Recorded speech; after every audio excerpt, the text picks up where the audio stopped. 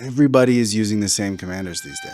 But not you, because you value unique, underplayed commanders. I mean, that's why you're watching this video. I have created the perfect list of 12 commanders, 2 for each color, that will decimate your friends and scratch your creative itch. Plus, I'll tell you which commanders on this list are my picks for most fun and most mean. Let's go talk about it.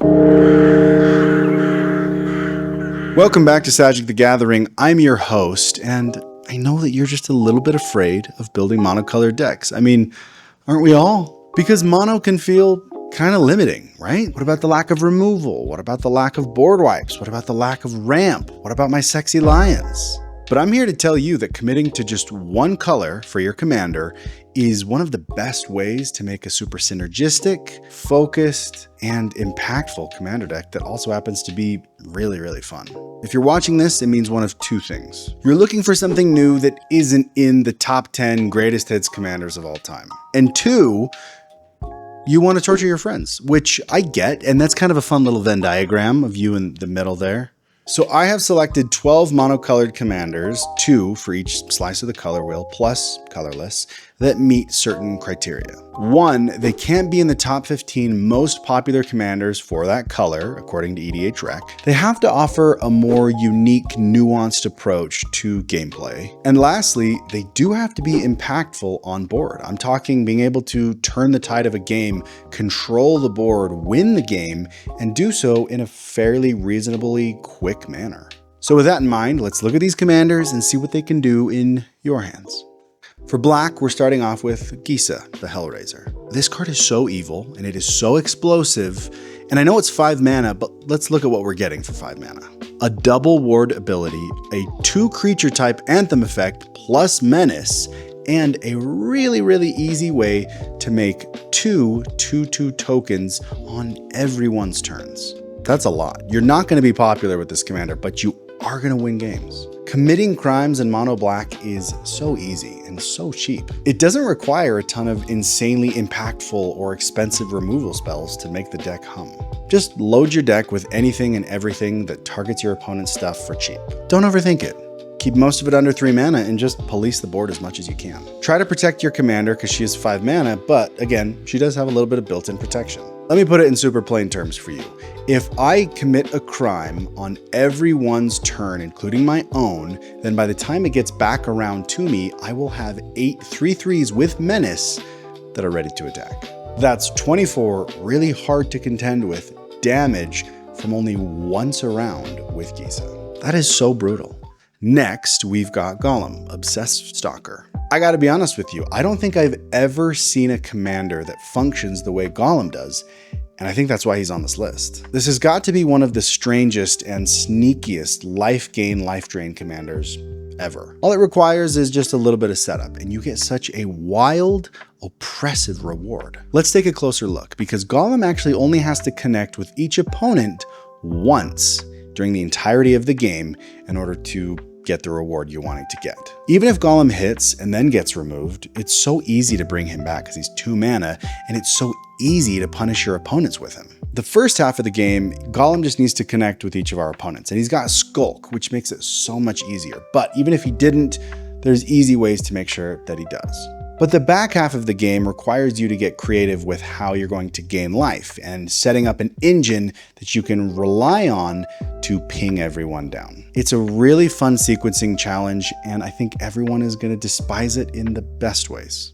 Let's move on to blue with Maeve, Insidious Singer. If you have never played a Go deck, it's time to put it at the top of your list. Getting a front row seat to absolute bedlam and a total slugfest that you're causing that can't actually touch you is really fun.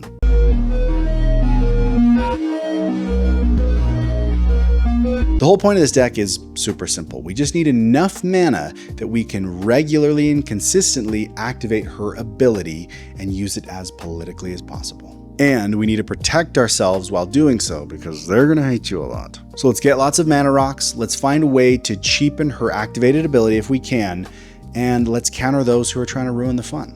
I won't lie, this commander's a little bit of a glass cannon, so if things don't go as planned or you can't get her to stick on the board, it's good to have a contingency plan if you can.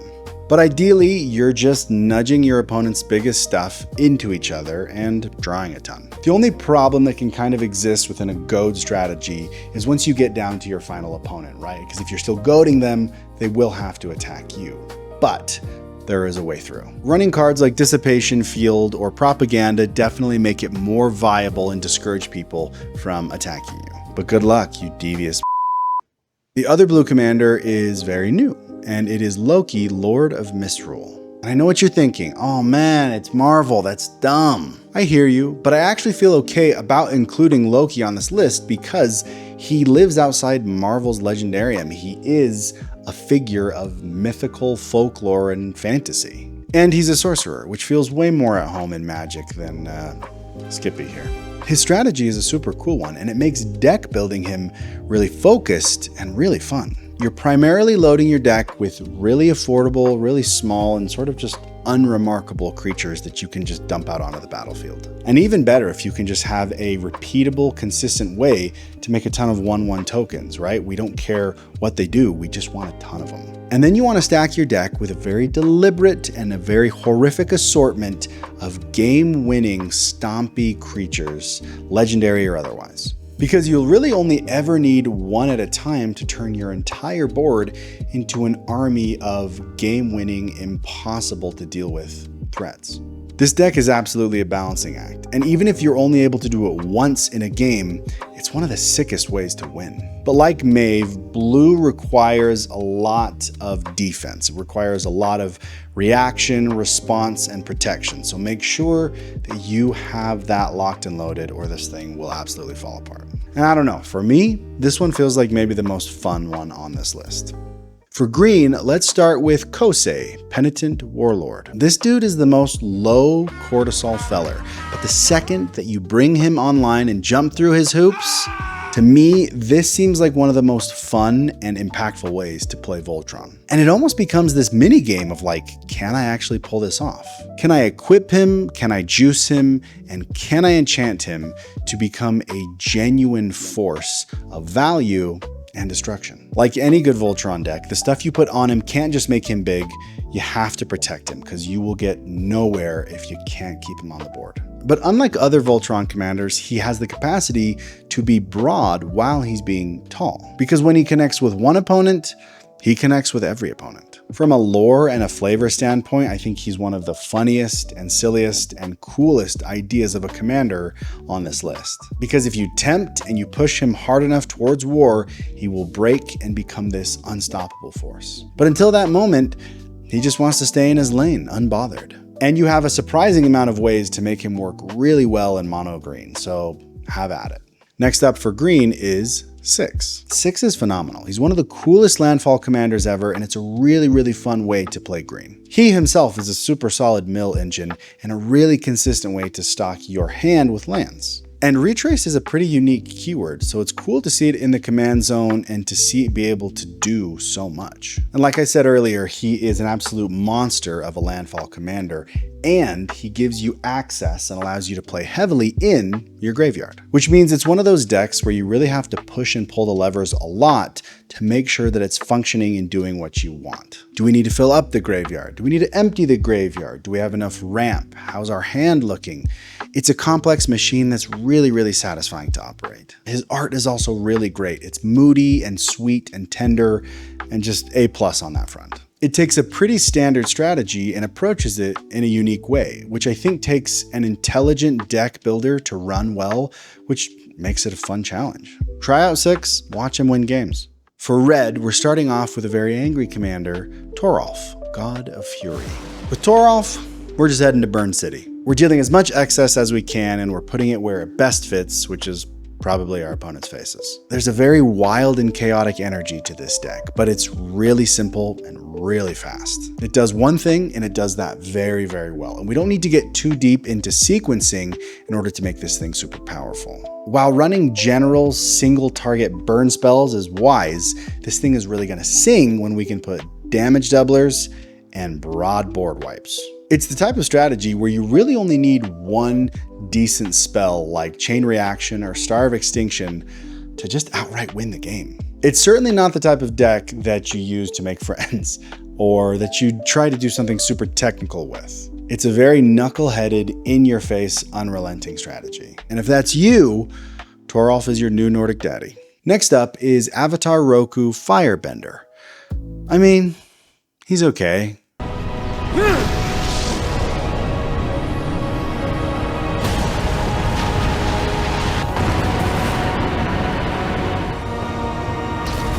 This thing is nutty. I mean, on everyone's turn, including yours, you get 6 mana. Here you go. What do you want to do with it? And if you're not sure what you want to do with it, congrats. You can just juice up one of your creatures to block, or use it politically and help someone else block and make a friend and make an alliance.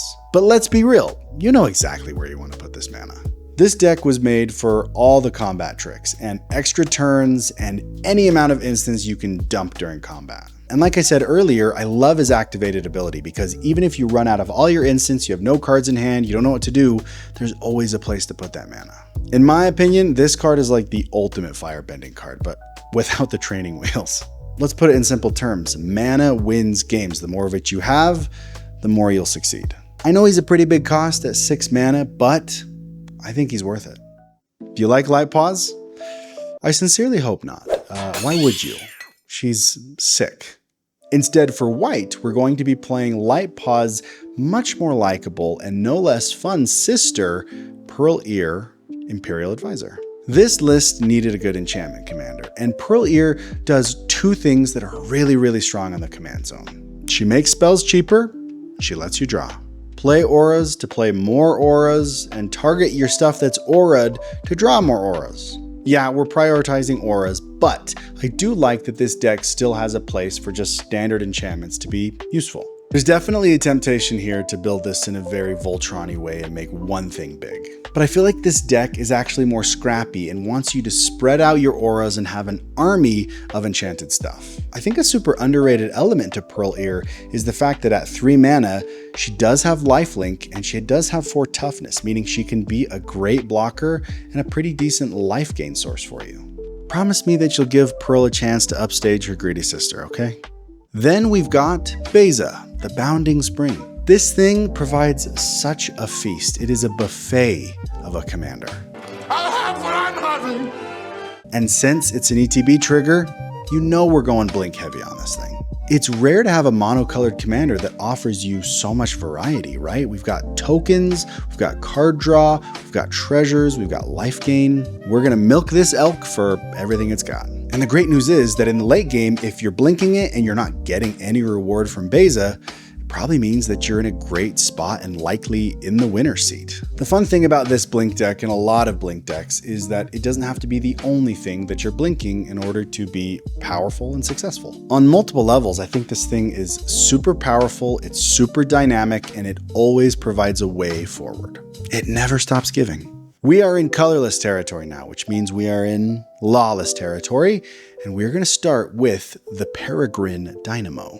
This commander is kind of weird, and I almost didn't include it, but I think the inherent value is pretty obvious. It's like Lithoform Engine or Strionic Resonator in the command zone and only for legendaries. I think the reason that it's a little weird is because it has this big ability in colorless, meaning we're relying really heavily on artifacts and some of the planeswalkers that are colorless, and yeah, some of these guys too.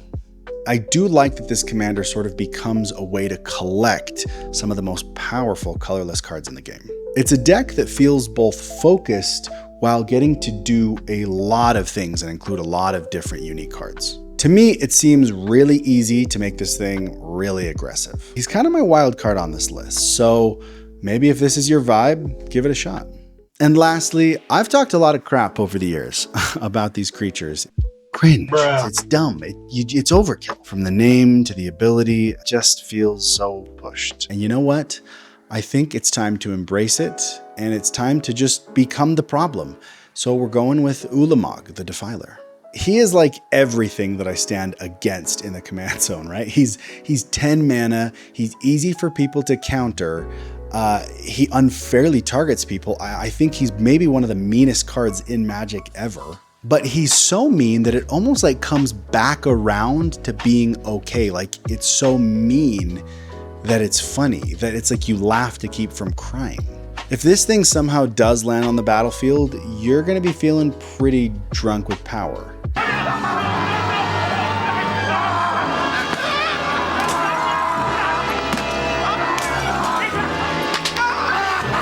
And that's all right.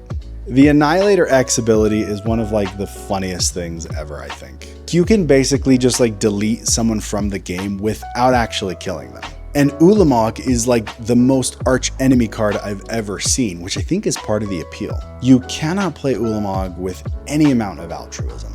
And honestly, it doesn't even matter what's in the 99 of this deck. Obviously, you probably want ways to cheat him out or get him out quicker and protect him, but he's the main event. Tell me if you run this Ulamog, because I want to shake your hand. And those are my picks for the 12 monocolored underrated commanders. But now I want to hear from you. What did you think of the list? Have you built any of these commanders? Do you want to build any of these commanders? What's your favorite monocolored commander? Tell me in the comments. Thank you guys so much for watching. You're a gem, you're a peach, and if no one's told you today, you're great at Magic the Gathering. If you haven't yet, please subscribe to this channel and make this fantastic community even bigger. Your support truly does mean the world to me. And as always, follow Sadgic for more magic. See you next time.